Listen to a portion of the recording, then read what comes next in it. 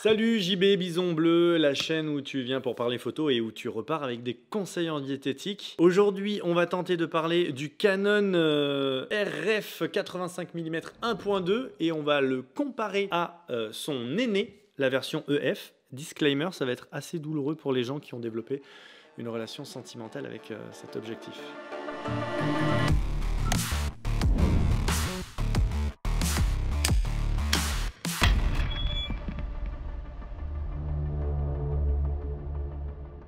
Ah, le 85 1.2 EF. Je l'ai depuis des années et j'ai un certain affect pour lui, malgré des limitations flagrantes. Un peu comme ma fille d'ailleurs. Il a été mythique durant des décennies parce que déjà c'était le seul à proposer une telle ouverture pour un 85 mm, le tout épaulé d'un autofocus. Ouais, j'ai fait ça avec mes doigts. Il a été le Graal des objets de portrait pour un grand nombre de photographes et pour moi même pendant des années. Alors quand j'ai eu l'occasion de me le faire péter, j'ai eu enfin l'impression de devenir quelqu'un. Je me rappelle qu'on devait shooter une campagne pour un équipementier sous-marin il y a 7 ans. Et j'étais tellement excité par cet objet que j'ai absolument voulu le caser sur le shoot. Et pas pour shooter en f4 ou 2.8, non, pour tout shooter en 1.2, en plein été, en bord de mer. Ah, l'innocence. Et c'est ce qu'on a fait. Et dès les premiers déclenchements, j'ai compris que je m'étais engagé dans une galère et qu'il faudrait assumer et faire poker face. Entre l'autofocus, qui était totalement aux fraises, la foire aux aberrations chromatiques et la profondeur de champ dont certains scientifiques débattent encore l'existence, il a fallu qu'on shoote quoi, 6000 images pour en livrer même pas 200. Alors bon, au final, le client était content, mais ça fut ma première et dernière expérience professionnelle avec cet objet. Par contre, je l'ai gardé en favori en ce qui concerne mes images perso. Parce que malgré son infiabilité, il a vraiment du caractère et on peut, en bataillant un peu, en sortir des trucs vraiment extraordinaires. Faut juste oublier toute notion de productivité. Hein, papy? Et dire que je le trouvais lourd.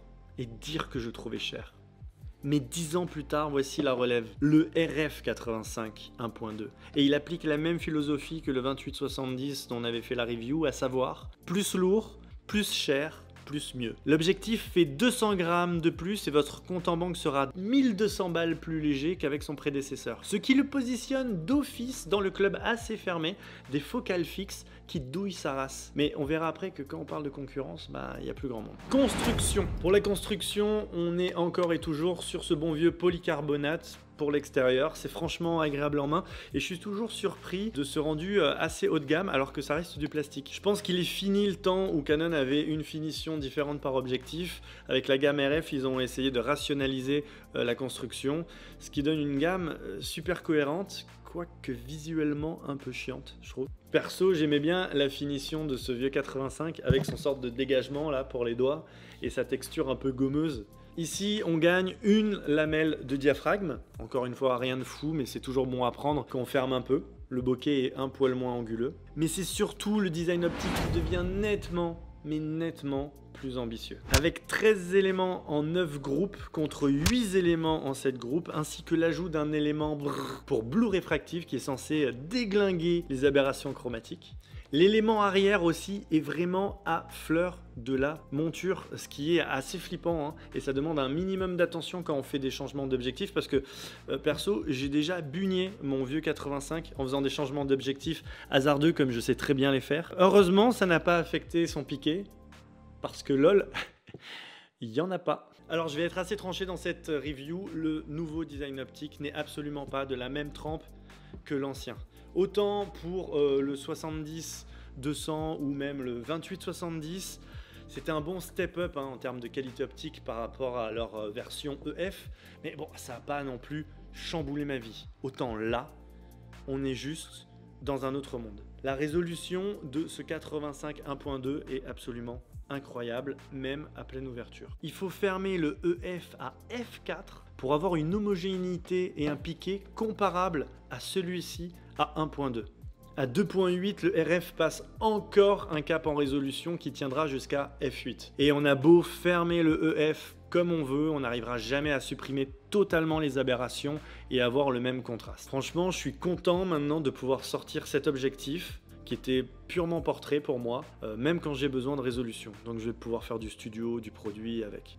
C'est même un peu trop piquant à mon goût pour du portrait. Mais bon, qui peut le plus, peut le moins. Et sur ce shoot, on a un peu cassé le piqué avec de la fumée et un filtre de diffusion pour avoir un rendu un peu plus analogique, quoi. Et même avec ce handicap, il rouste totalement la version EF en termes de résolution. Le vignettage est très contrôlé, c'est une caractéristique plutôt cool en portrait parce que ça vous permet de driver le regard, mais c'est une caractéristique qui est plutôt chiante en studio parce qu'on cherche souvent un max d'homogénéité. Du coup, l'objet est plutôt bien équilibré pour ces deux pratiques. Au niveau des aberrations chromatiques, là, c'est le jour et la nuit avec la version EF qui était lourdement impactée. La différence est tellement ouf que c'est même pas drôle. La lentille Blue Réfractive fait un boulot de malade. Et je pensais pas avoir un jour un objet avec ce type d'ouverture, avec si peu d'aberrations. On frôle la perfection sur ce plan. Je vais être aussi obligé de m'arrêter sur le bokeh, parce que c'est certainement une des caractéristiques critiques quand on investit dans un objet qui ouvre en 1.2. Et vous voyez qu'il est vraiment dément, avec assez peu d'onion ring, sans non plus en être dépourvu. Ça part un peu en œil de chat à l'extrême bord, mais ça reste très contrôlé. Cette caractéristique est liée au diamètre de l'objet qui a pas mal augmenté d'ailleurs sur cette version avec un élément frontal qui est maintenant en 82 mm. Alors certains aimeront ce côté tourbillonnant que ça donne au bokeh, d'autres non. Globalement, le feeling est nettement plus clinique sur cette version RF. Mais pour pallier ça, Canon a aussi sorti une version DS, Defocus Smoothing. En gros, vous prenez cet élément, vous lui ajoutez un ND radial, un filtre gris neutre, ça adoucit les bords du pattern du bokeh et ça sera assez évident sur certaines lumières et certaines spéculaires dans les bonnes conditions et c'est assez fantastique. Mais on perd aussi plus d'un stop de transmission, ce qui n'est pas rien au low light, parce que vous êtes obligé du coup de doubler vos ISO. Et ça réduit aussi artificiellement le diamètre du pattern du bokeh, ce qui offre une séparation des plans qui est plus proche d'un objectif en 1.8 que d'un objectif en 1.2. Bref, cette option n'est ni mieux ni moins bien, car c'est un choix qui entraîne des contraintes. Pour ma part, j'ai préféré investir d'abord dans la version standard, mais je dis pas non à cette version DS, mais par contre, dans un second temps, parce que là, il relève un peu plus du caprice. Autofocus.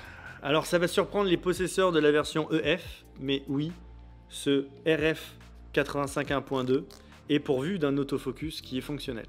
Alors je vous dis pas que vous pourrez shooter de l'action en close focus, par contre de loin ça me paraît pas impossible, mais en revanche il est assez rapide pour un objectif de ce type, sans atteindre évidemment les performances d'un 70-200. Comme sur le 28-70, il y a une tonne de verre à bouger dans cet objet et donc on reste sur un bon vieux autofocus USM très coupleux, entendez par là assez bruyant, pas très souple, donc pas aussi discret et souple que le Nano USM qu'on trouve là-dedans. A noter que sur tous les objectifs RF, la bague de map est électronique et elle actionne du coup les moteurs autofocus avec les avantages et les inconvénients que ça peut amener. Bonus, il y a un limiteur sur cet objet et je vous conseille fortement de l'utiliser si vous shootez au-delà d'1,50 m parce que ça réduit la course de la F et ça améliore du coup pas mal ses performances. Si vous shootez en close focus, il faudra quand même shooter des sujets qui sont assez calmes parce que c'est une distance à laquelle l'autofocus brille pas énormément, mais c'est vraiment cool ce limiteur et c'est une option que j'aurais bien voulu voir aussi sur le 28-70 pour booster un peu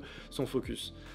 La distance minimale de focus se réduit de 10 cm par rapport à ce EF, ce qui est vraiment bienvenu, mais ça reste encore un peu long à mon goût avec 85 cm. On arrive sur le prix et là ça pique. Je l'ai eu pour 3000 €, depuis l'inflation est passée par là, donc vous pouvez lui ajouter 10% facile. C'est très cher, comme désormais toute la gamme L Canon. Mais en regardant la concurrence, on se rend compte que déjà il est plus performant que le déjà excellent Sigma 85 1.4 Art. Heureusement, parce que bon, il fait quand même 2,5 fois son prix. Et il commence à concourir avec des objectifs comme le Zeiss Otus 85. Et là, c'est pas la même. parce que le Zeiss, il est à peu près aussi lourd, mais il est 1000 € plus cher, il est full manuel et il ouvre à 1.4. Ça fait réfléchir. Vu comme ça, le Canon passe vraiment pour une super affaire et on a envie d'en prendre une cagette. Plus sérieusement, ce positionnement est super engagé de la part de Canon, hein, qui a décidé de gonfler le tarif de son objectif de 50% en passant au RF. C'est la plus grosse inflation que j'ai pu voir sur la mise à jour d'un objet, même si en même temps, est-ce que ces deux objectifs sont-ils vraiment comparables? Alors pour qui ce 85? Contrairement à tous les objets RF que j'ai pu tester aujourd'hui et où on pouvait quand même se poser la question du gain optique par rapport à l'investissement, ici la différence est telle entre ces deux objectifs que je ne me vois même plus conseiller la version EF à personne malgré les 1000 € qui séparent ces deux objectifs. J'ai vraiment adoré cet objet, j'ai vraiment adoré bosser avec lui pendant des années, mais aujourd'hui il passe vraiment pour un objectif Lomo comparé à celui-ci. Alors certes, il a plus de caractère que le RF qui est un peu aseptisé, mais c'est un truc qu'on pourra compenser en lui ajoutant par exemple un filtre de diffusion ou des grosses traces de doigts par exemple. Et la douceur du bokeh sera toujours inégalable sur la version EF. Et son flair chaud aussi, ses contrastes me manqueront peut-être, mais pas ses aberrations chromatiques et pas son autofocus, ça c'est clair et définitif. Bref, cet objectif est une petite... Non, c'est pas une petite merveille, c'est pas du tout adapté. Cet objectif est une grosse et lourde merveille. Et je m'attendais à un mieux, évidemment, en upgradant, mais pas ça, pas à ce point. Et il va plus du tout se contenter de faire mes photos de vacances, il va clairement rentrer dans mon workflow pro et il me tarde de voir ce qu'on va pouvoir faire avec. Pour ceux qui voudraient se rabattre sur la version EF, faute de budget, ou alors si vraiment vous êtes amoureux de cet objet, faites-le en connaissance de cause en tout cas et achetez plutôt d'occasion. Ou alors économisez ou montez une équipe pour braquer des banques et pouvoir vous payer cette merveille qui vous amènera dans un autre monde, celui de l'excellence optique ou celui de l'incarcération. Et sur ces paroles d'une infinie sagesse, je vous dis à la prochaine.